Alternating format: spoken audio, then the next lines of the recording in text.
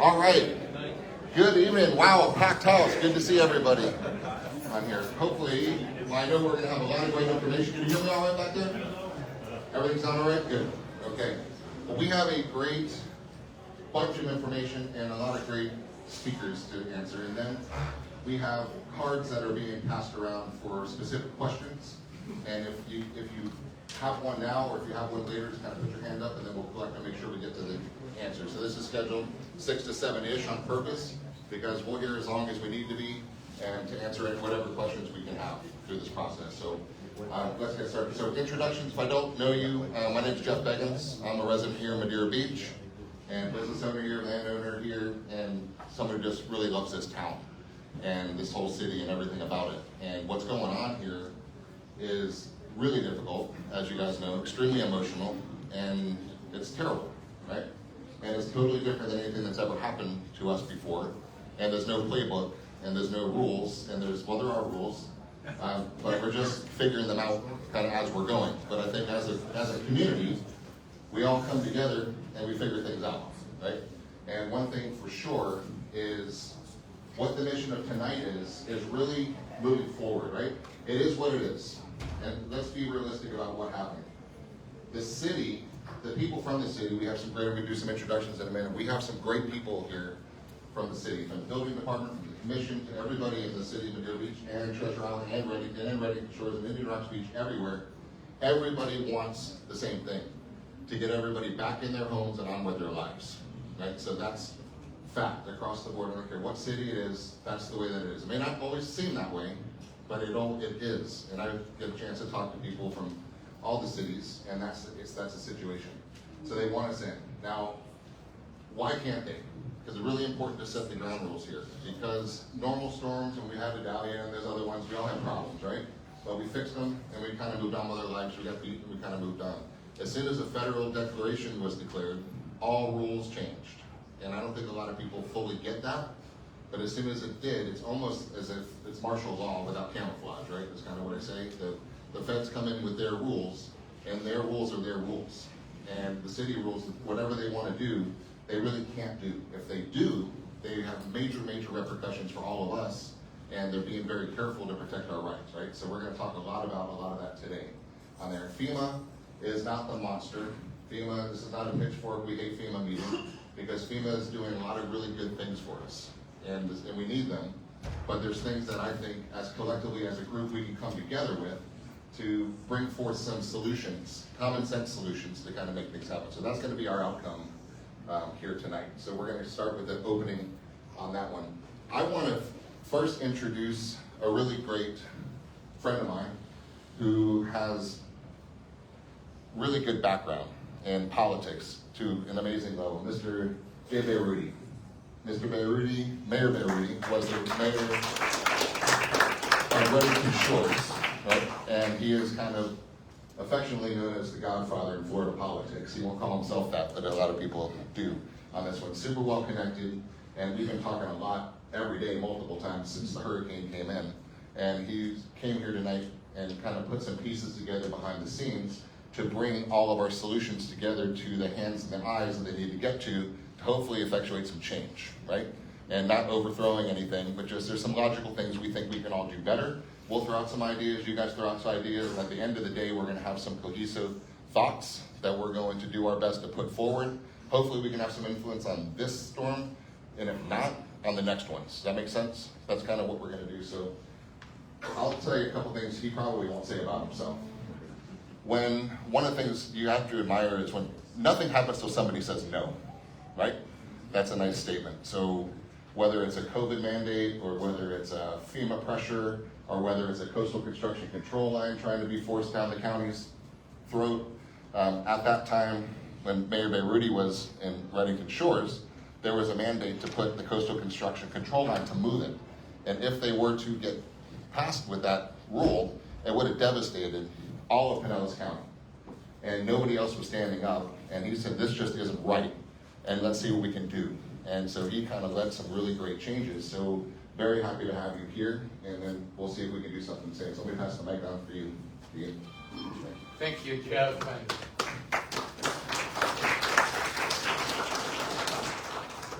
Thank you all of you for being here. But before I start, I want to tell you a little bit about Jeff. I knew him over, well, he was maybe, I can't say 40 years, he would have been 10 years old. But I know him for a long, long time, and this is when you look at him, you look at the spirit and the way of life of living on the beach. Every one of you know what I'm talking about. We love this beach, and this man loved this beach, worked the beach. His family, Beggins Realty, been here. They're involved, and that is going to take way bigger storm than that for them to move out or for any one of us to move out. Let's start with that. We love our beaches for many, many, many years. And this thing is big, what happened. It didn't happen 100 years ago. But we should think about it, how many times we dodged the bullet. And we always talk about the 100-year storm. This storm is serious. The damage is serious. So if you see a little bit of confusion, a little bit of refocusing, I'm going to try to explain, because that's what we need, right? I mean, the title of this event, everybody sits frustrated and we feel we're alone. We're not, right? We're a community. We're a vibrant community that always stand up. We understand the risk. We understand where we live, but we enjoy it. And we're going to keep it that way. So this is said to, you need, when somebody talks to you, say, who is that guy? Like when you go to a doctor, if you know he's a doctor and he tell you, I'm going to put something in your eye, you allow. If he's not credible, then you would not. So about me a little bit, that I always... You all right?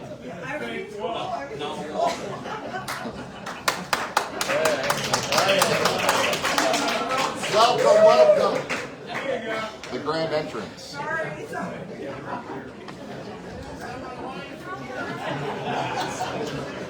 All right, so to tell you a little bit what we did and what we can do.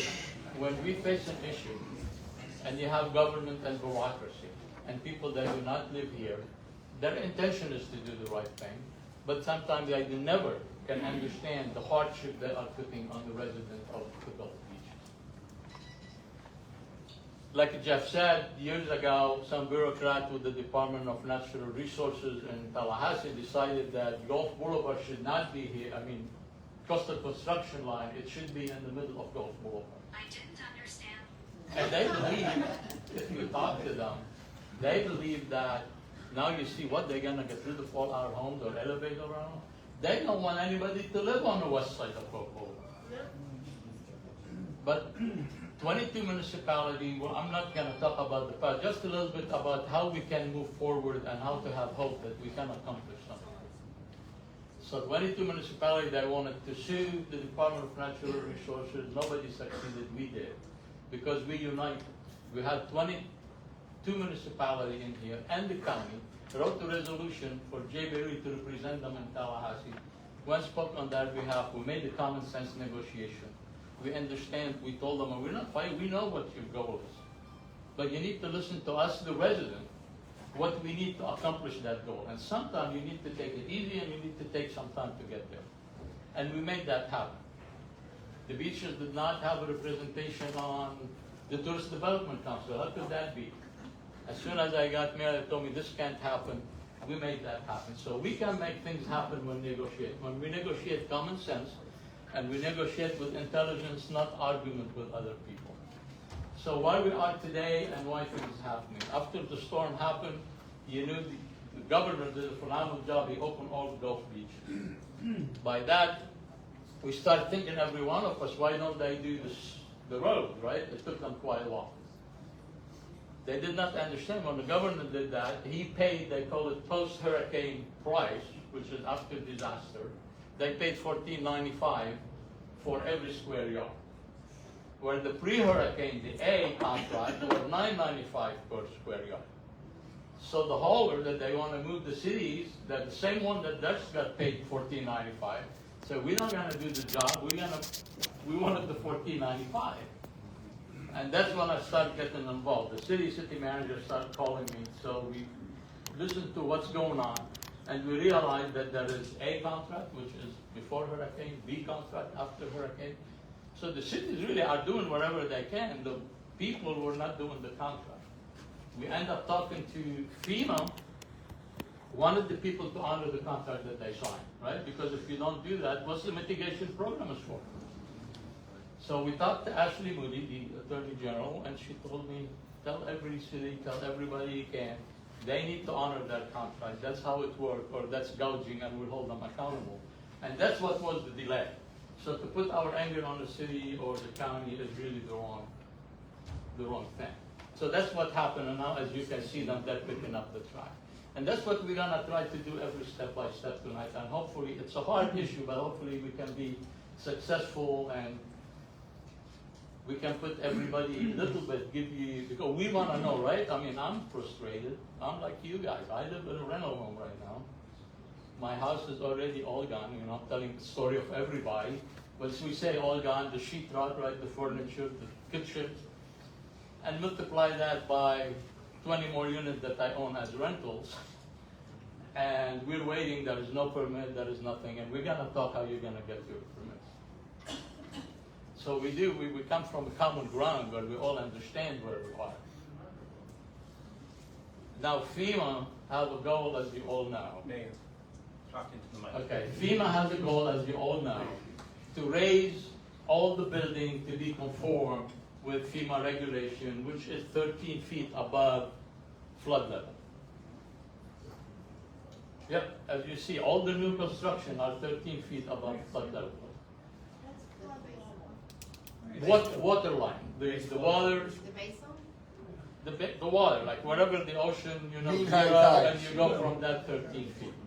So if your house is on 4 feet, you have to go the difference. You can go only 9 feet. But you follow me? If you Got you. Depends on your elevation. right, it had to be. And we did find out after Andrew, they put a lot more regulation, and this hardened the houses. And as you can see, people, the houses on still do hold better. Now, how are we going to handle it? How are we going to approach, you know, FEMA with that?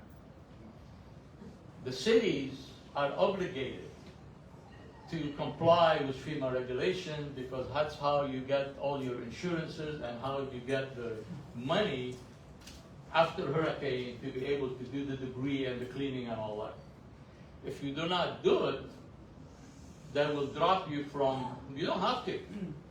Let's be clear. But if we do not do it, how can you sell your house? How can you buy insurance? How can you do anything? How can your city think about, Commissioner, what's the bill here for cleaning? Maybe 7, 8 million right now? It's bigger than the city budget, maybe. What's your budget? You know what I'm saying? It's bigger. We have small cities. We choose to live in small cities, but that's the consequences when you have disaster like that. Now, we want to try to convince FEMA there is hardship in there, and they need to understand there is a lot of people live in their home for a long period of time. And we do not want the heavy hand policy that they put on us. Nobody in this country loves that. We need people to talk to us, people to negotiate with us, people to reason with us, and mainly inform us of what they want to do.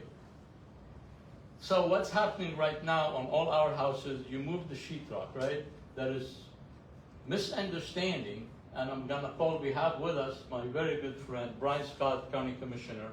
Thank you, Brian, for being here.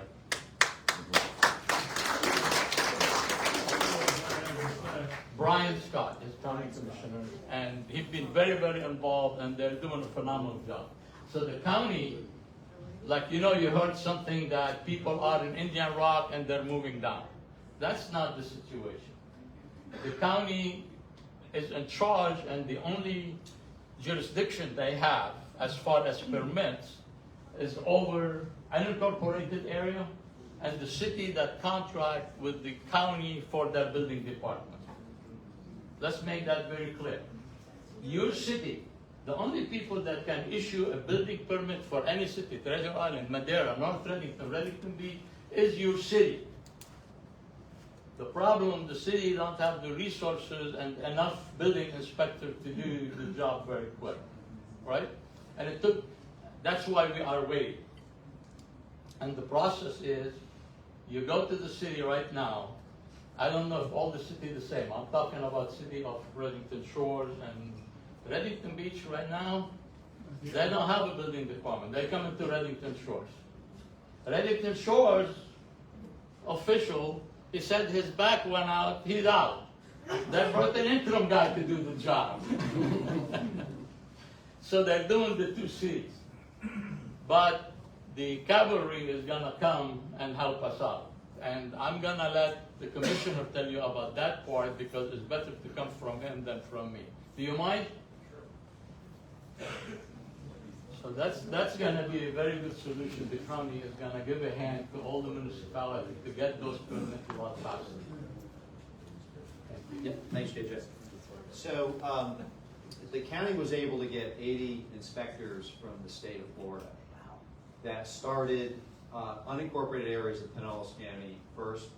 They will have all the unincorporated areas inspected for substantial damage by the end of this week. Once that is complete, they're going to make those 80 inspectors available to the municipalities. So the county, as JJ said, handles unincorporated areas, and then there's 7 cities that contract with the county. It's Oldsmar, Safety Harbor, and a bunch of the Bel Airs. So the county will be doing the inspections, and they'll be handing those inspections off to those 7 municipalities, and then it's up to each municipality to determine, based on their individual code, what substantial damage is. So every municipality is different. The county actually has a 49% rule. It's not a 50% rule, but there's a 1-year look back period. City of Largo, on the other hand, is a 50% rule, but they have a 5-year look back period. So, there's going to be varying experiences all across the county here because there isn't really a lot of consistency in a lot of these folks. Question on that made you say that. Is that just a regular law on the books as for just regular everyday stuff, or is that an amendment to like an exclusion of just because active frauds can hurt? So we're talking now about substantial damage in the FEMA 50% rule. Kind of the way this works is that FEMA doesn't want to pay on a piece of property more than one time. They don't want to pay on anything twice, okay? So what they kind of hold over our heads a bit is the NFIP, the National Flood Insurance Program, okay? They have a rating scale of 1 to 10. 1 is the best that you can get. Pinellas County, the unincorporated area, has a 2. It's only one of like 3 counties in the entire nation that's a 2. That allows our residents up to a 40% discount on NFIP policies, okay? It also allows lenders to be able to lend to those homeowners as well. If we go to, I'll give you a little quick, City of Cape Coral, which got hit by Hurricane Ian 2 years ago. They had an NFIP rating of 5, okay? So which gave their residents like a 20% discount, something like that. FEMA came in two years after Ian to audit Cape Coral's compliance. Found that they were out of compliance with the way that they were issuing permits and not actually getting out there and personally inspecting each home for substantial damage. So they said, we're going to move your NFIP rating from a 5 to a 10. Right. So that's kind of what's at stake here. So the delays are frustrating. They really are. But we have to get those substantial damage assessments done. Because if we don't do it right on the front end, it's just going to come back and bite us in the back end. And how long is it taking them to get through that? So we're gonna have a question and answer after just for that. Just let us go through thank you. Thank you. Good. And Thanks, Brett. Brian will be with us. We'll be asking him. Now let's go through the process of permits, right? What you're gonna do first. The first thing everybody that remove his sheetrock to be able to control the mold and the mildew, that's fine. There is no penalty for that. You can go get a permit from the city right now. And I have the mayor of Treasure Island with us. I'm gonna ask him to come. Do you mind to talk a little bit about your city, or you're too early? You just got in. Okay, so what from the Reddington, what we do, and mainly most of them are the same. You can pull permit right now immediately if the permit is an emergency, which means, Mayor, congratulations. Thank you. They got a tough one this time, huh? They did, they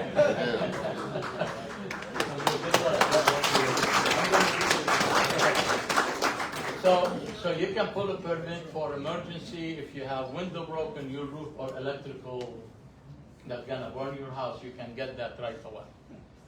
To get the permit to restore, which means to put back the sheetrock, you need to get first, it's free for now, you fill up for a permit of removal. They come to your house, the inspectors, and hopefully when the county put more, it will be faster. They come to your house, they inspect what you did, they wanna make sure there is no mildew, so nobody will get sick when you get back in, so you'll be able to sell the house if you have to sell it.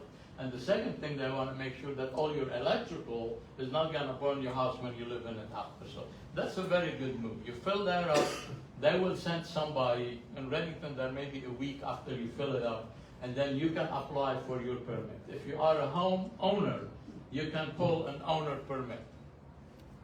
Now, I'm going to talk about the 50% rule, but I'm going to let the mayor say a few words. About if somebody's from Treasure Island, how you can get permit. Yeah, so, to be honest here, I have been the mayor of Treasure Island for 6 days. So we did have our mayor, he was affected like most of all of our residents and lost his home, lost everything.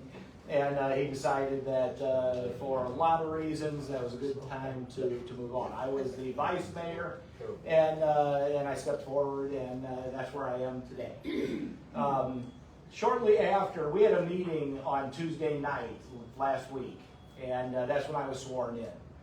On Wednesday night, we had a meeting that was somewhat similar to this, but we had FEMA in the mix as well, and that made it a little difficult. Because FEMA keeps going back to, this is all about your city's codes.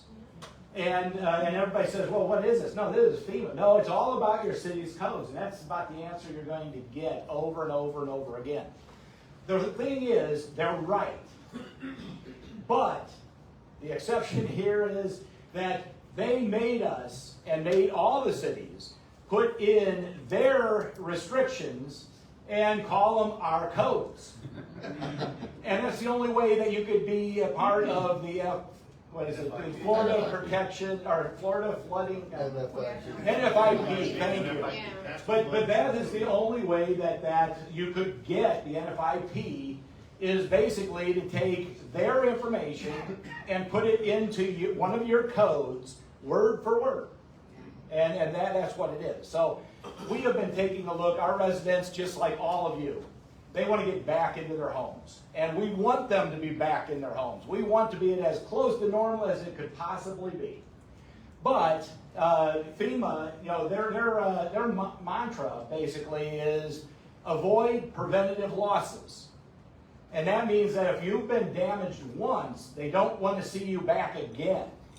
And now, in most cases, we've had a lot of luck because we went from 1921 to 2024, so we went 103 years. We were 3 years more than what they said it was going to be.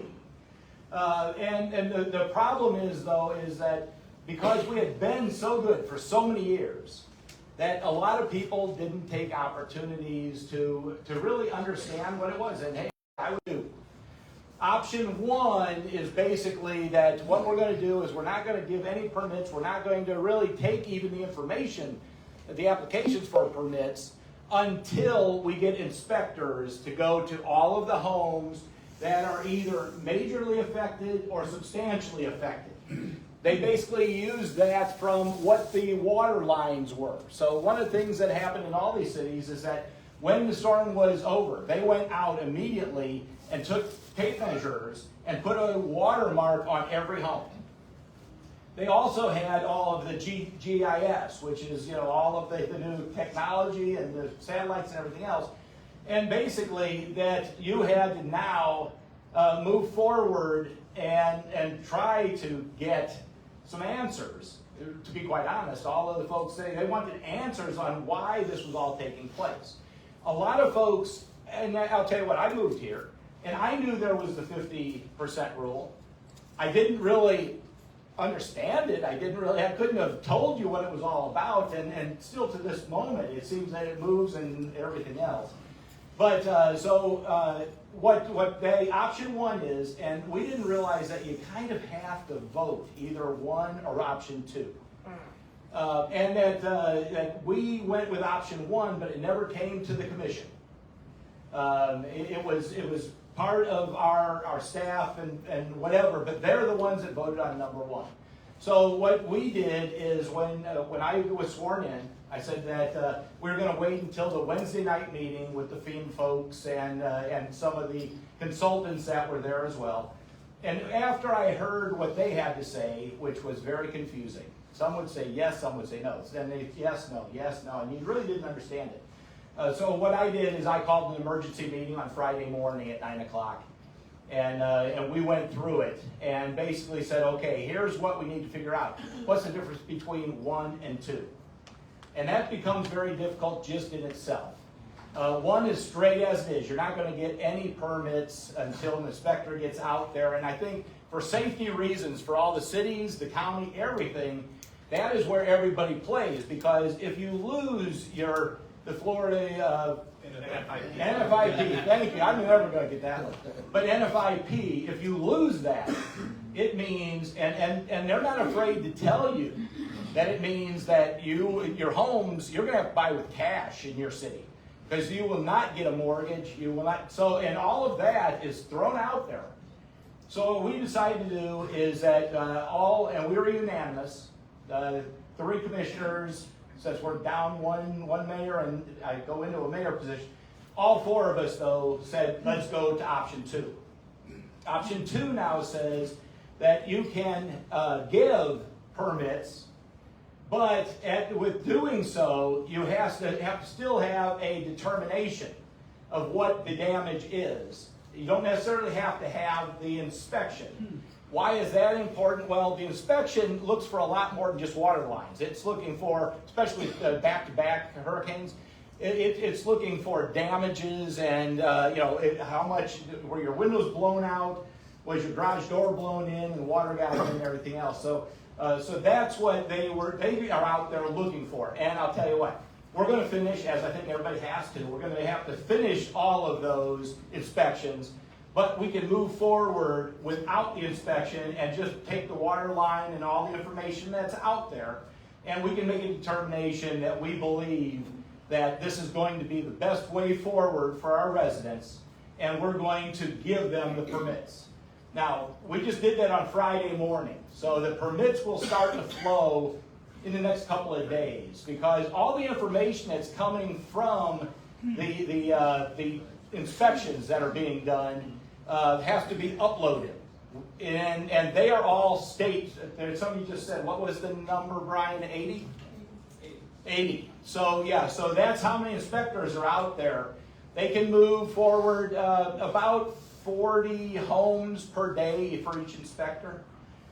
So we're now looking at up, down, and trying to figure out at what point do we feel that it's good to move forward and give the people the permits. That's all now behind us. So we're going to move forward. We're still going to have the inspections. We will still do the inspections along with even the permits that were out for the final determination. And if we need to, we will go back and have to help those folks.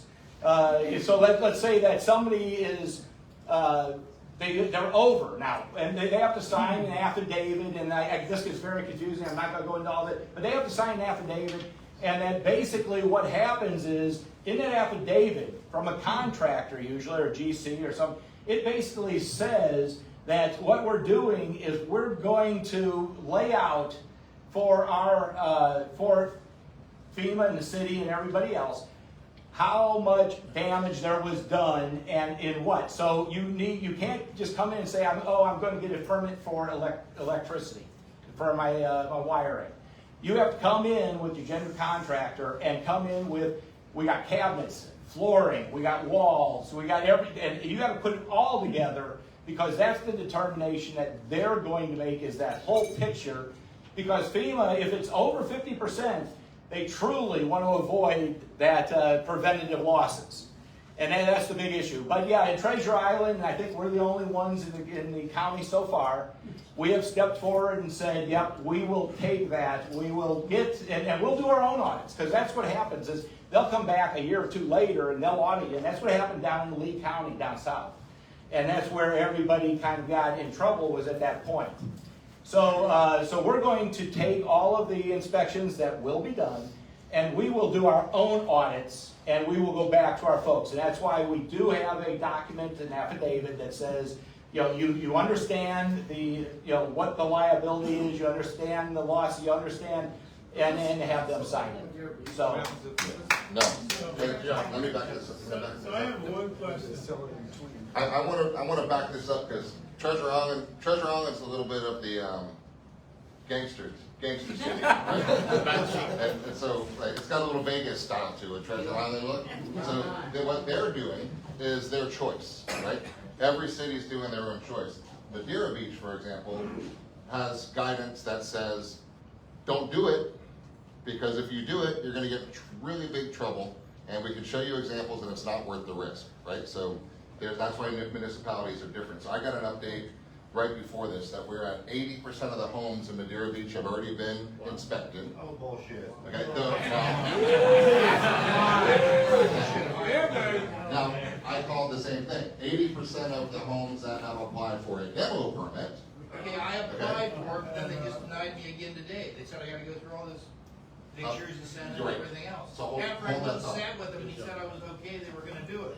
Okay. You got 2 weeks ago. 2 weeks ago. I'm not saying, hang on, I don't work at the city. I'm with you trying to figure this out, right? So what they're saying, they're understaffed, overwhelmed, and it's terrible because you guys just heard the county's got the 80 people, and as soon as they're done, they're going to get them. Found to be substantially damaged. That's the question. What the question for online is, because we're streaming this one, is what percentage of them are found? The letters have not been sent out yet. The FEMA letters, No, the FEMA nobody's- letters are gonna put everybody with a single block home, those FEMA letters are gonna put us all over. So if you're What he issuing said. permits, what are you issuing permits for?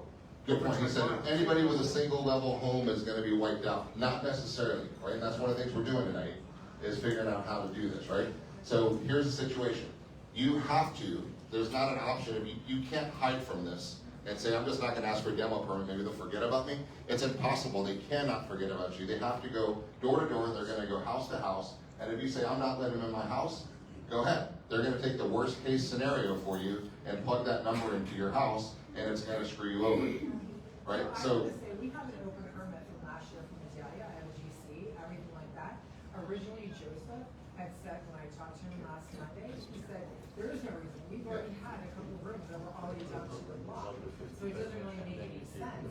Why would Yeah. you don't need to do a demo permit here, it's already been in. That's not like They it. just told them the other day, no, but then they just told our contractor the other day, which is very well known, and said to him, no, you need to do a demo permit. Why?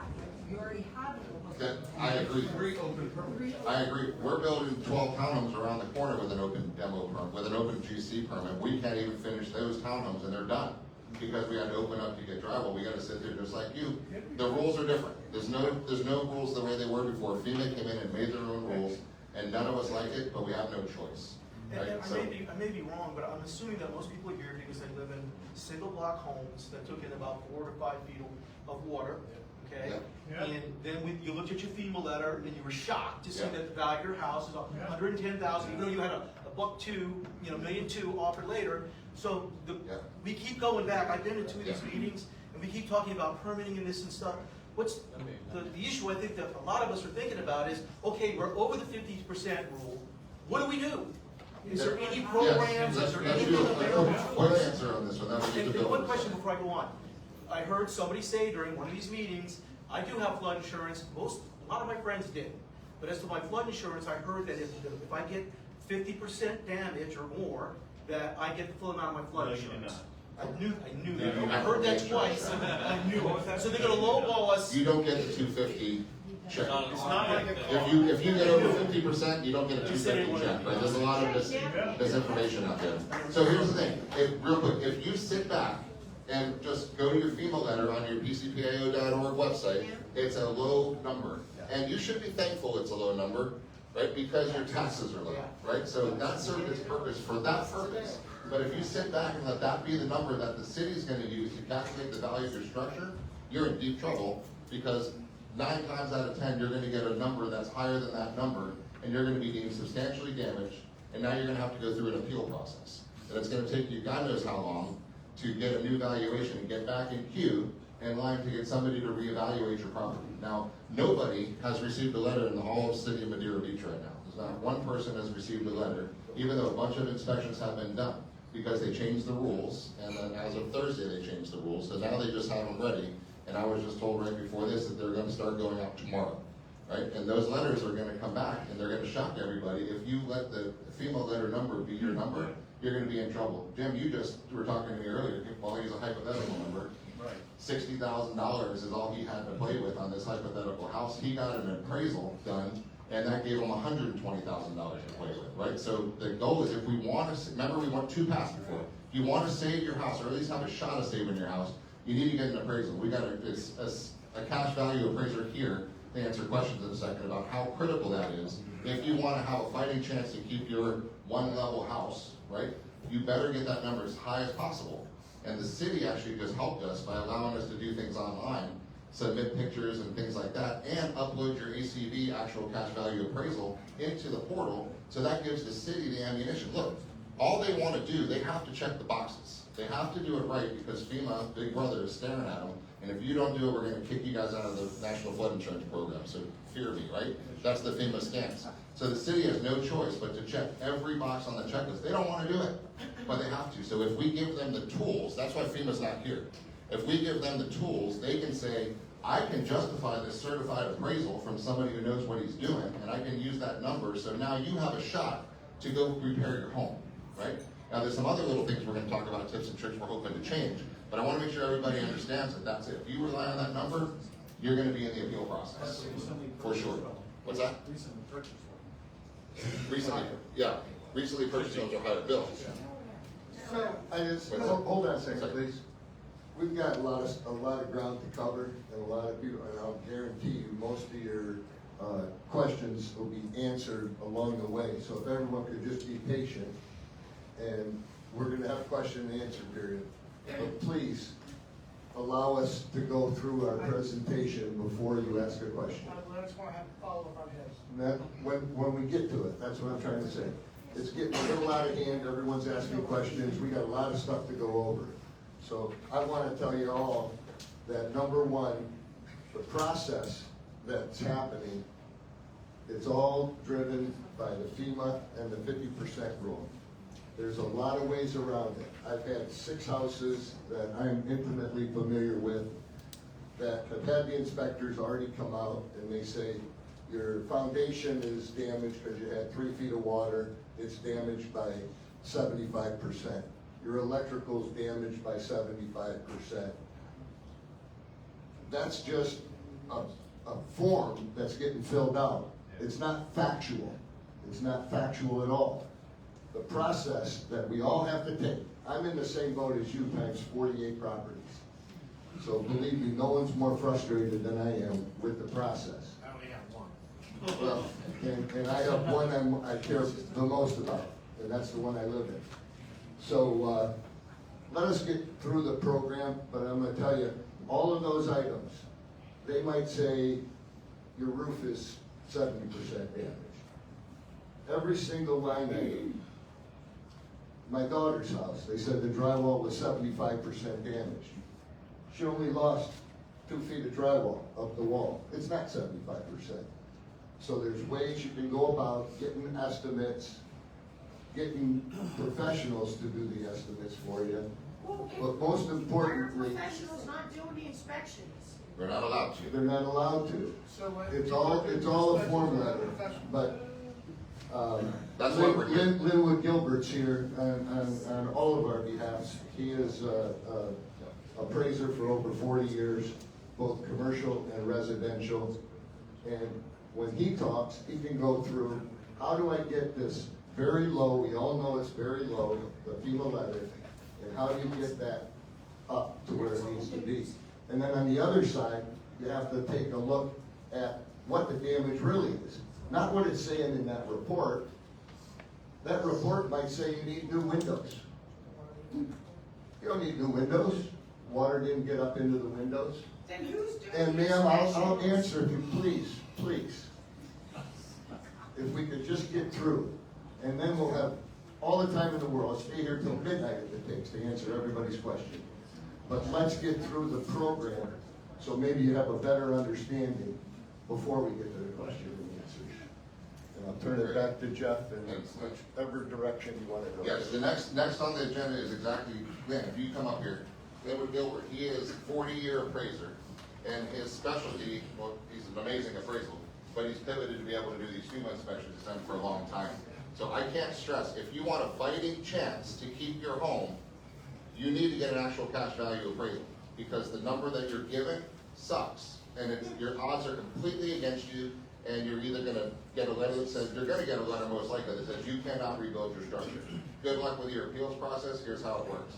Or, you get ahead of the curve and hire an appraiser to get an actual cash value appraisal that's gonna show you the real value of the house the day before the storm, with your beautiful granite, with your nice high-end dovetail cabinets, with your extra special faucets, and all the other stuff that you need is gonna go into his report. So I'm gonna turn it over, you can talk a little bit about this.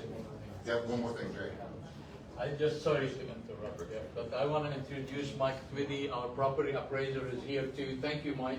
Thanks, Yeah. Mike. Yeah, thank you, Mike, for being here. You can hear. Yeah, that's fine. And, you know, it's a pretty hot topic, but I just want to finish with one, which I didn't by the time I passed it to the mayor.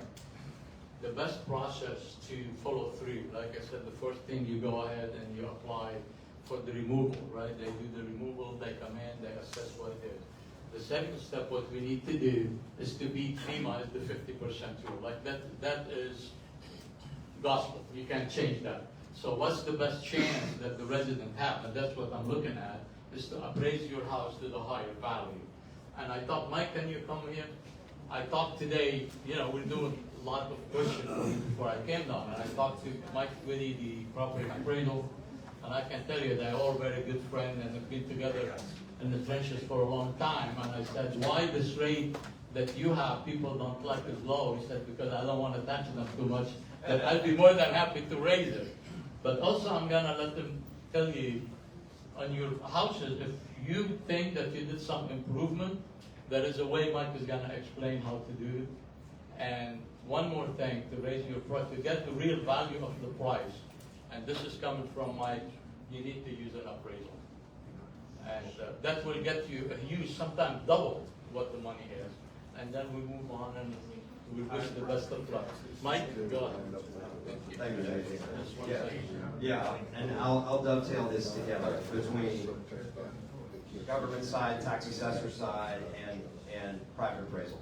I was doing what Linwood did for 26 years before I ended up where I am now. So methodology is very different in how we approach. I'm going to point to him when I say actual cash value versus we're doing it for assessment property purposes. We're valuing the entire property, land, building, and extra features all together. And then it gets allocated for that FEMA link. Yes, we know it's not the greatest allocation on the structure piece. And many of you know the bulk of your value is actually in your length, the waterfront lots and those types of things. Most of that value is carried there. So when you get an ACV, an actual cash value appraisal done, that gets to focus on only the structure. They don't have to value anything else. They focus just on the improvements. They basically interview the owner, get down to the nitty-gritty, know exactly what's inside that home, what was inside that home. We don't always know that. So when we're doing it for assessment purposes, we don't know that you redid the whole inside of your house, last year and used all, what's that? Unless you just bought it. Well, possible, yes. But most of the time we do not know the quality and condition on the inside of the house because we don't inspect those unless somebody invites us in. So that's why you can have those big divergences. So I recommend, if you need the absolute highest number, if you want an ACV appraisal, But I will tell you, we're doing something in our office that's never been done before. We are offering we're calling it a pre-storm building value reconsideration. And it's gonna be dated the day before a storm. So if you know inside your four walls and you're homesteaded and you've made changes that you don't think are reflected on our roll, we'll relook at that. You send photos in, you send, you got contractor invoices from the last 2 years, we'll look at all that, and we will look for factual change.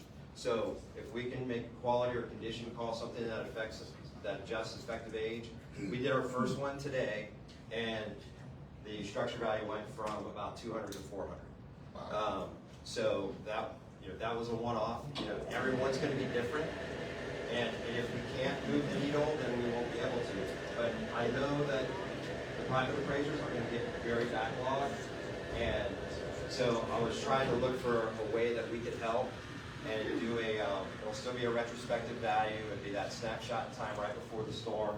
We have an application on our website. If you go in on the homepage, right on the front where the announcements are, you'll see a link for our storm damage page. Go in there, you'll see a whole bunch of FAQs, and it's a few FAQs down. You'll see the information about the reconsideration of value. There's an application attached, it'll pop an email open, and then you can send in your documentation. So that can help expedite some of you, and especially some of you that may be close. If you don't need a giant number, and you think you're on the bubble, send that in to us, and then let Linwood do the big heavy list. What about people that aren't homesteaded? You said a keyword, homestead. Yes. Yeah. So a homesteader, it's not going to affect their value going forward because they're protected by the Saver Homes Cap. What if you have a duplex? Right. Not homesteaded. Right.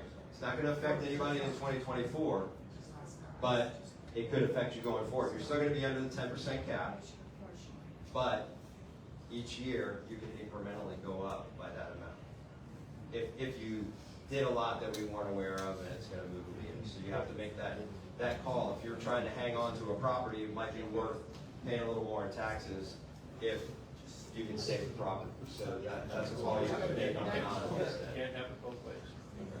Then it's homestead next year, what happens? Well, the year that you homestead, that's a cap reset generally. So. But you're not saying we can't get a permit, because I've been to the county office trying to get a permit, they said it wasn't homestead, it was owned in the trust, you can't get any. I just ran into that the other day too. Somebody had to actually transfer it out of the trust, put it in their name, pull the permit, and then they ended That's a whole up. lot of. I know. I agree with you. It was the first. That's what you're supposed to do. I know. In fact, I was talking with my land records people about that today. We're gonna have a meeting on it tomorrow. Oh, that's right. So give me your card, or let me get your number afterwards. My card is. I don't have my house. I'll get your number. All right, I'm gonna hand it over to Linwood. I just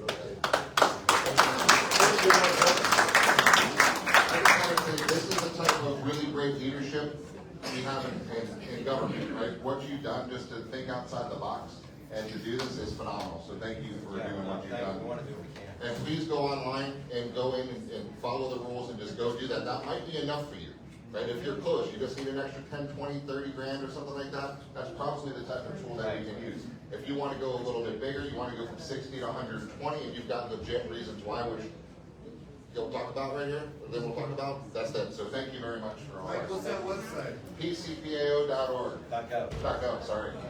PCPAO.gov. Pinellas County Property Appraisers Office.gov. Cool. So if we need a little bit more, you're going to need the actual cash value appraisal, which I highly recommend you do, because wouldn't it be better to have a number a little bit higher and to buffer yourself when they come in and give you your number? And as soon as you get it, you can upload it into the portal. I'm speaking about Madeira now. And you can upload that, and the building department and Marcy will look at that one, and they'll readjust your numbers based on what you see there. So please, please, please take advantage of this. Here you go. Let's talk about how we get the ACVs. Thank you. Yep. Speak close to it now. Good evening, everyone. First, I'd like to say that we're all fortunate to have such a close group now. Closer to my. Closer to the Jeff got put it right there. Kind of obscene, isn't it? We have a great group of leadership up here, some really experienced people helping the community out. So you're fortunate in that regard. And Mike Twitty, we're fortunate to have someone who was an excellent appraiser on his own for many years, running the property appraiser's office. That's not always been the case. We're here to talk about the actual cash value of your building improvements. And from an appraisal perspective, it's really a pretty simple procedure in a way, in that we start with the value of your property as if you were going to list it for sale. $700,000, $1 million, whatever it is. So we collect sales like we would any other appraisal. We go back to August and before and look at sales from that time and the condition of your house from that time before the storm. We do the appraisal of the total. But then we also have to do an appraisal of the land as if it's vacant, the land under your home. So that's a separate appraisal assignment. We go look at lot sales and estimate a value. We also, simultaneously, we're doing a cost analysis, and we run a cost reproduction, replacement cost analysis on your improvements using the CoreLogic program, which is what the insurance companies use. And then you subtract depreciation. And what happens is we have a lot value, an overall value of $1 million. If your land is worth $600,000, then you have $400,000 to work with. The problem is with many people, if you're on the water, you have $1 million lot and $1 million house. The house is, well, I have a small house on a waterfront lot, so I don't know if I'm going to have any room on my own. Using Mike Twitty's numbers, I have 50 or 60,000.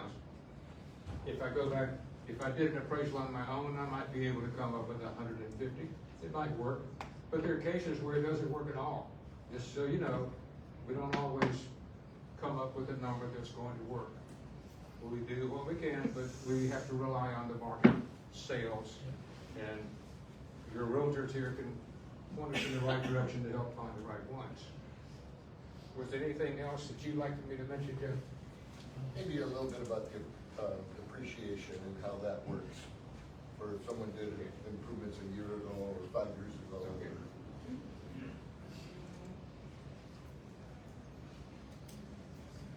Depreciation is defined as a loss in value due to any cause. And that is typically because it's gotten old.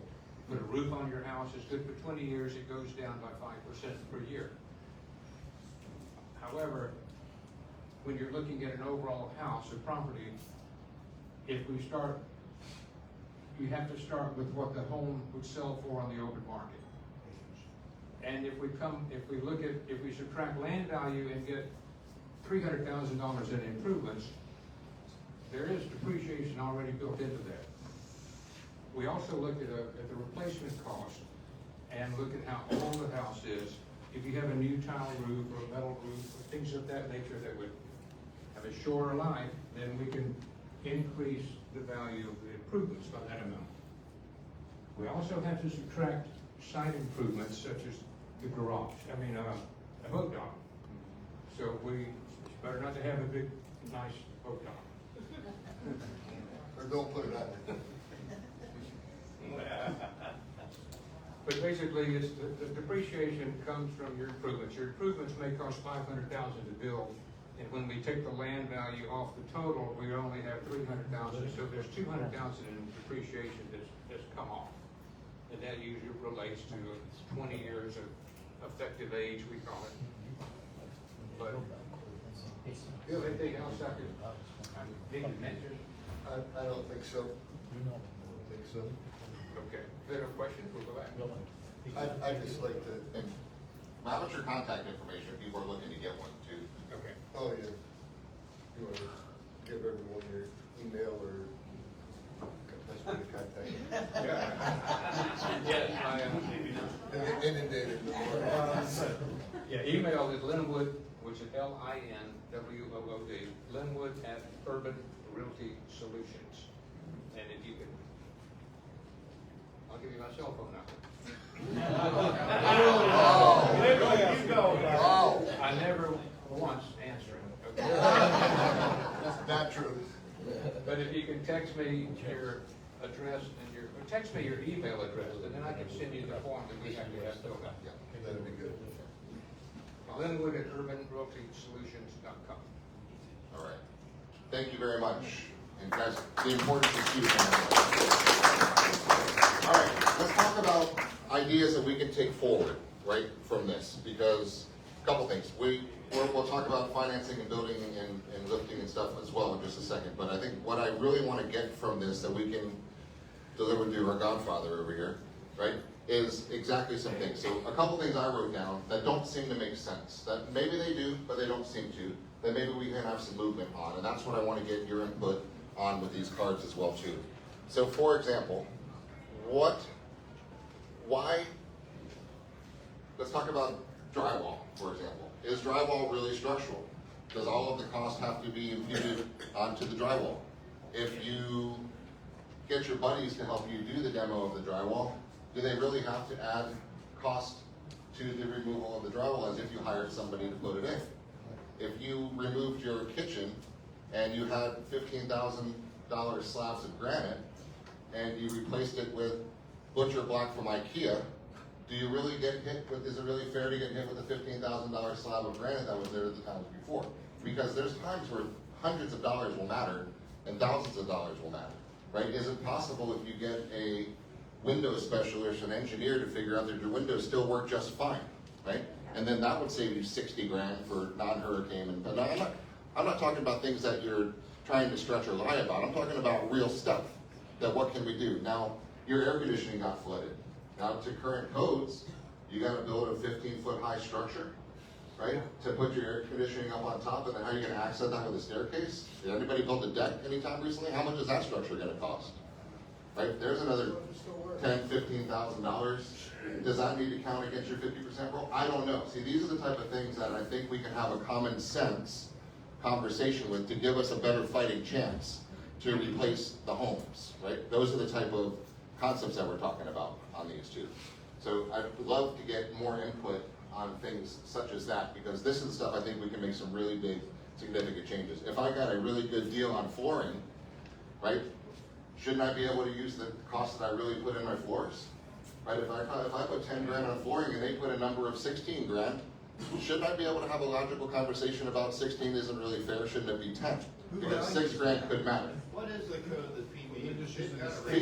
FEMA uses an Xactimate software program, which tells them the numbers that they need to go through about what it costs for a square foot of drywall, a linear foot of baseboards, a square foot of paint, the flooring, the kitchen, the cabinets, the drawers, the knobs, the fans, the baseboards, the paint, everything involved in it. And they're not necessarily wrong until someone says no, right? That's the whole point. Nothing happens until somebody says no. Some of these things aren't necessarily fair. Now listen, there's not one person in this room, if we walk by and saw a 1930s bungalow, which we love, but it got knocked off its foundation, it's in pieces, that thing's not coming back. Right? That's Mike's office. Sorry to do that. But we're not talking about let's band-aid that and let's get an approval, right? It is what it is, that sucks, but I think everybody in here would agree to that. I'm talking about the concrete block structure that still is structurally sound. Now, I've seen some concrete block structures that got hit by a lot of waves, and there's significant cracks that could put that home in danger. That's a different story. But what if a structural engineer could come over and say, hey, with a beam or here, 2 or 3 here, maybe that could be safe again, right? Rather than FEMA being able to just come in and say 3 feet of water equals you're screwed, right? So, and then maybe it is. I'm just saying these are the type of things we want to come together with to get to the appropriate ears and eyes and say, we don't hate you, FEMA, we love you, thank you very much, but here's a couple things that we might be able to do. We understand you don't want these homes, we get it. We understand you want everything with a garage underneath, and we understand that, but some people just can't do it, right? And some people just don't want to do it. And some people, maybe we don't have to force it. Maybe there's a give and take. Maybe there's a flood insurance, something, penalty, whatever it may be, to maybe not incentivize keeping the old ones, but make it tolerable, right? These are the kind of questions and things that we have to have these conversations. Does that make sense? Okay. If you provide the bill, they should accept it. Yeah, You know, if you provide the bill for any work, that's our argument. It should be accepted. We don't want to go with bureaucrats sitting behind the desk putting numbers. And that really, I believe, is what we came up with, a very good argument. You have a flooring, you got a good price, they should honor it. You have a bill, you present it, and that's where we're gonna go with it. I think we'll be successful. Yeah, if anybody can do it, you can do it. The other things, we'll talk about him for a second from a funding standpoint, right? We have 203H loan programs submitted through the FHA, through the Housing and Urban Development, federal government programs. Great program. If you guys don't know about it, you should. If you've been in an impacted area, you can go get a 2% interest. What is it like? Well, if you have that credit, that's going to be a problem, right, for that. I mean, because, well, maybe not. I won't speak out of turn. You can have, okay credit. You know, I never call it bad credit, I call it okay credit, okay? You know, because how bad does it have to be? Tell everybody who you are, Oh, by the way, I'm Kim Schneider from Beachline Mortgage. So there's lots of financing options, and that one option is a federally program. It's an FHA loan, and I know you all have heard of this, okay? But it's a section of the Act, which stands for 203H. It's just a section of the Act that goes into disasters specific. And what it does is handle people that need housing. So if you're in a hotel, I don't know, how many people are in a hotel right now? Okay, good. How many people are in a trailer that they borrowed from a friend? Okay, a lot of those. How many people are living on their neighbor's couch? Okay, see, this is the thing, okay? I personally feel that the way the loan program came out was specifically to handle the person, okay? So if you really looked at like what you really need to be doing, you need to think about you, because we don't know how long this process is. Does anybody have a timeline yet? Okay, I was wondering, because I haven't seen a very good timeline yet. And to be honest with you, when you have that stress on you already, I don't know how you can make a very sound decision when you feel so stressed out, okay? So if you just took yourself for a second and said, well, forget that project I got over here, because now y'all have a project that's pretty big, okay? And just decided that, what were you gonna do to live? You could get a loan at 100% financing. It makes, and if you guys, how many have a mortgage on their current home? That's a lot of people. Okay, so what this program does specifically for those individuals is it makes it be where we just don't count that into your debt to income ratio. So you could actually get another home. Because if you had a debt service for 2 houses, how would that go? Do you make that kind of money? I didn't think so. The first one, oh, I'll talk about that just 1 second. So, because right now I'm just taking care of you, I want you to get a new house. Let's get a drink for a minute. Right? We got some real estate agents in this office and in here. How many realtors are in here? Oh, good, they can find you a house. This is great. All right, so we're getting happier. This is good. So, anyway, be thinking about you. Be thinking about what you've got to do to take care of you so that you're not living on the couch, because pretty soon that hotel's going to get really weary, and so is the trailer. I own one, I know.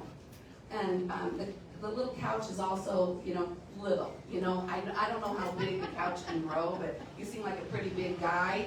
I don't know how that's going to go, okay? So, but that's how that loan program works. But it actually has 2 aspects to it. So let's say, who wants to rebuild their house? Who wants to rebuild it? Okay, good. There's lots of ways and lots of loans that we can do. Like even if FEMA comes in and says to you, hey, you got to build that up.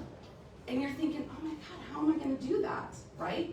Well, if you build up, you could add value. Now, we have a builder in here, correct? Where'd he go? He left.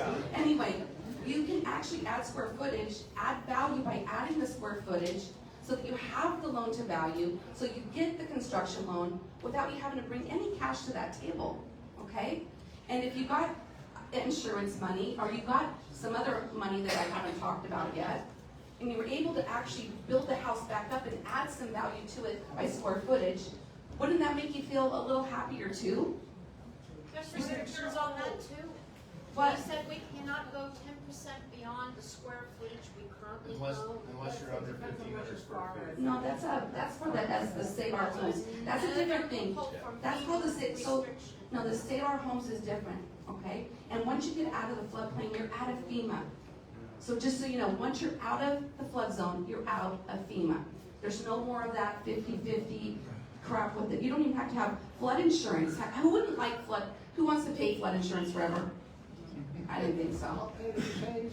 Huh? I'll pay the phase. Yeah, you get rid of flood insurance if you build up, okay? No, you don't. Why don't you? You pay a little bit in It doesn't comparison. cover anything on the bottom. Yes, I know, it doesn't cover the stuff on the bottom. Right. Yeah, but you're talking about your, But that's what people want, they want you to build the house Yeah. up, so they only cover the bottom floor, but they cover a washer and dryer. And we continue to pay flood insurance if they pay to go up. okay, all Correct. right. So anyway, so we've got this 2 options so far. So, and there's lots of ways of getting the funds. So, how many people are retired in here? Okay, that's a lot of people. And are fixed incomes, you know, okay, fixed incomes. And so worried about how you're gonna make that payment, right? Because I'm sure you're all like on a budget of what, you know, so you were retiring for, how many years were you gonna retire for? I know, right? That's what I thought. So there's loans though that can help you get really low interest rate loans. So has anybody filed for the SBA loan yet? Yep. Okay, not everybody though, okay? This SBA loan specifically, who has heard of the SBA loan yet? Okay, the ones that did and a couple others, okay. So I'm just gonna go over this SBA loan, because it's the Small Business Administration. Why would they be helping you with your house? Has anybody wondered?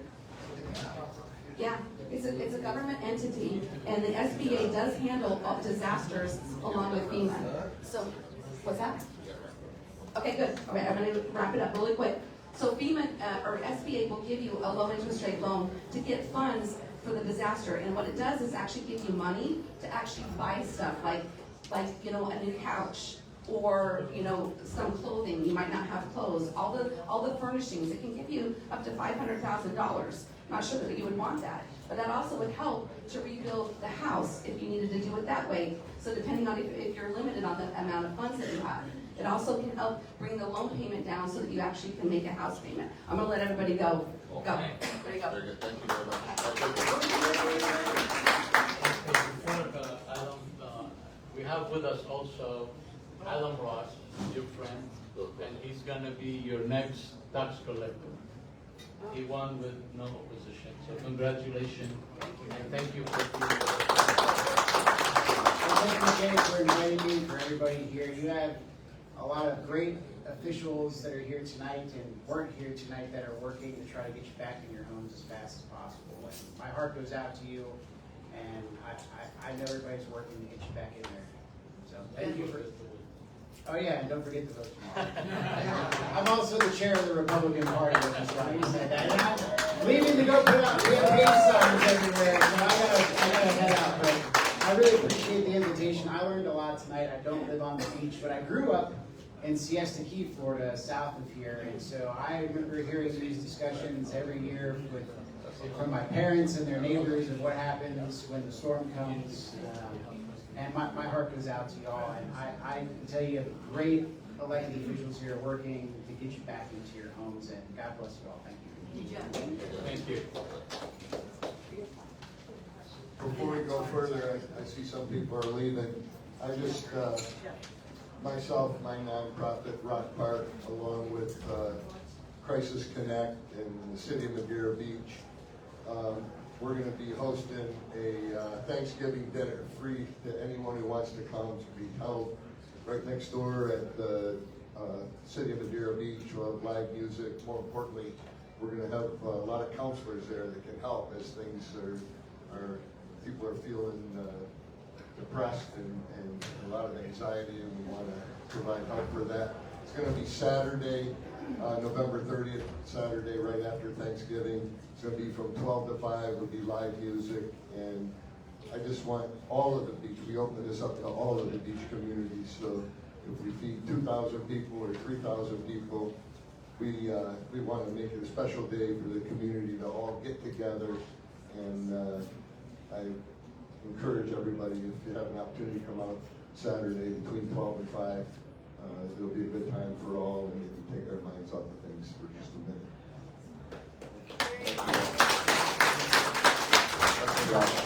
Where I was going with the 203H program, the limit on that is $489,000 now? $498. $498.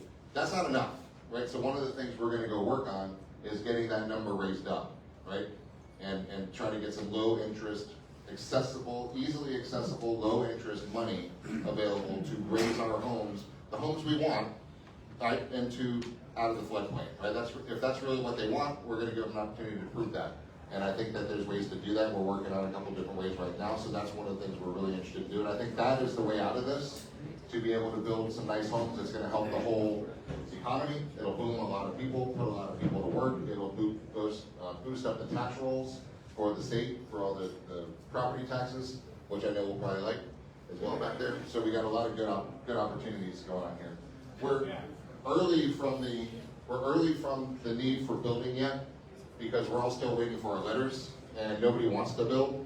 Some of you do, but when you're ready to build, we want to chat with you. We've got the loan programs, we've got the contractors. Bill Carnes, if you don't know, I don't think we introduced you, Beach Builders right here, William Carnes Enterprises, builds a lot of stuff owner in town. And so great building companies, just whether you use us or not, we're happy to chat with you. We're talking with people about, they don't have the money to build the homes. We're doing partnerships where you guys put the lots in, we'll build a home, we'll split the profits. There's ways out, right, depending on what you have going. I know it's early for that, we're not gonna dive deep into this because you're still waiting for your letter from the city, and that's gonna send you down a path or two, whether it's to get an ACV or it's time to do what you need to do. So we'll be there, we'll be doing more of these as time goes by. I just think the majority of the people are really looking for a way to get back into their homes. We want to save the homes. They want to save the homes, and I think that's the important thing. You know, what we want to do to save our homes is, number one, make sure we get actual cash value appraisal. That's going to raise your limit up. And number two, you don't want to put in all the bells and whistles in that as you're doing pricing and estimating. You want to put in what's needed to comply and move back in your home. Anything else after that, you should do that afterwards. But that's my recommendation. Number one is get an actual cash value. Number two, get estimates from electrician, like HVAC contractors, general contractors, whomever you want. But I would do that on a conservative basis, so you avoid going over that 50%. And I think those are the real two key things moving forward that we can do for all of us. Absolutely. Okay, couple one things that I want to make sure you guys do, and we're seeing it a lot. And Mike Wyckoff's here, a friend of mine, another fellow broker here in town for real estate. The rule is do not do anything right now, right? Stop selling undervalued. We had somebody sell a lot for 250 grand the other day, a waterfront house for 520 grand the other day. It's stupid, right, guys? Our lots, our properties are very valuable. It's emotional right now. A lot of us thought about leaving. It sucks. It's terrible, but stop it, right? If you get into a major bind, reach out to us. We'll figure out ways to get you out of the bind, right? There's SBA things. There's ways to do it. Nobody here is going to ever die or not eat or be stuck stranded on a street. This is a community. Everybody helps each other. So stop it, right? Please stop and don't do fire sales. If you get in a super bind, let us know. We'll help you figure it out. But your properties are valuable. Just historically, the first 4 months after a storm, panic sets in, emotion set in, and that's the time people do dumb things, right? And you go to about 14 months afterwards is when you get to about where you were pre-storm, right? Value-wise. Now it takes a while. It's not instant, but we get there. And typically you're about double 3 years later. Why? Because there's a lot of brand new, there's a lot of higher values, and a lot of people come into the area, right? So as your neighbors, as your friend, not as a real estate broker, stop it. And as a real estate broker, no selling right now, unless you absolutely critically have to, and then we're going to try to talk you out of doing that then, right? Because there's other options, there's other ways forward on this thing. It's not the right time on that real quick. Mike, you want to say something real quick on that? Yeah, sure. I mean, it's kind of repeating what Jeff said in a little ways, but we definitely want you to take a quick, deep breath and not jump into anything. We're at a weird place in the real estate where we're making a market, right? Everything hit a hard reset when that storm came through, and everything before that, and to defer to our appraisers who look back at market value, but everything before that storm is of no consequence at this point when we're trying to place a value on a piece of property. So I have people calling me every day, should I sell now? What should I do? Should I dump this thing? If you absolutely have to sell, please get somebody that you trust to advise you. This is not a commercial for us. This is a commercial for our friends to get the advice from someone they trust to take a look at their property, because the sharks are swimming and there's blood in the water. and they can smell it. Don't let them take advantage of you. It can be a 5-minute phone call, a 20-minute consultation, or a 30-minute look at your house, and it could save you hundreds of thousands of dollars. And there are very valid reasons for you to say, I'm done, I'm over this, I don't want to go through it again, I just want to leave. If that's your case, let someone help you maximize what you can get. There are so many things available at your property that you have to take into consideration. Your dock, the age of your seawall, whether you have boat lifts, is your pool still functional? All those different things. Can your house be rebuilt? Does somebody want to rebuild a house and potentially go through it again? Is there value there? There's all those things. Let somebody who you trust advise you on those different details to help you get the most out of your property.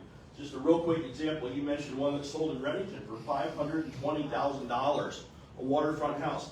I have the one across the street for sale. We're under contract for $830,000 for almost the same house. A little bit of patience would have paid off. $300,000 is quite a difference, right? It's a lot of cash. And all it took was somebody to take a breath and get some advice. So we want to encourage you to do that. Whomever that is in your life that advises you, go to them, ask questions. Perfect. And always, thank you, Mike. And always watch out. I always nicely call them scum-sucking vultures. The people that are walking around and trying to put pressure on to sell the house and do the whole thing. The answer is no, right? And then you say, I got a friend I'm going to go talk to. I don't care. I don't want a penny, right? I want to make sure you don't do something stupid, right? And same with Mike, and same with everybody out here who's in the industry, right? So that's that. So summary of what we're doing, because I know we're a little bit long, but we're going to stay for Q&A, and we're going to be here as long as it takes. I'll be here as long as it takes. We are on your cards. I want to make sure, do you guys like the ideas we're proposing about not including some of these things? And if they're structural, yes, and so we do it. And then we're going to give this list to Mr. Beyrudi. We're going to run it up through the channels. There are people that are waiting for it.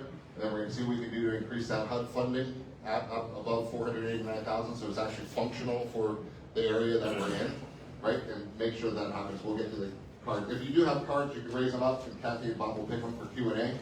And you didn't get a card. We have cards to fill out our questions. We'll do Q&A on this one.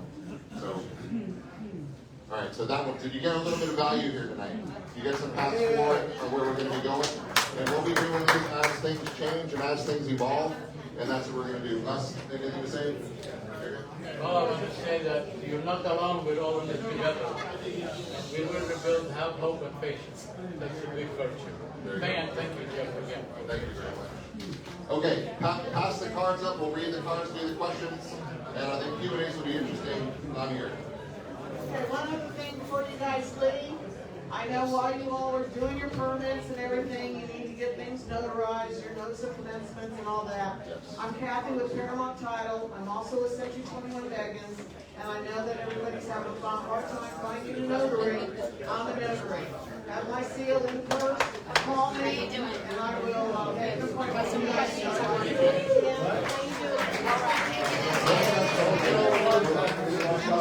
Thank you guys for coming. The way it's breaking up right now, just come on up and ask whatever questions. We'll be here to help you guys.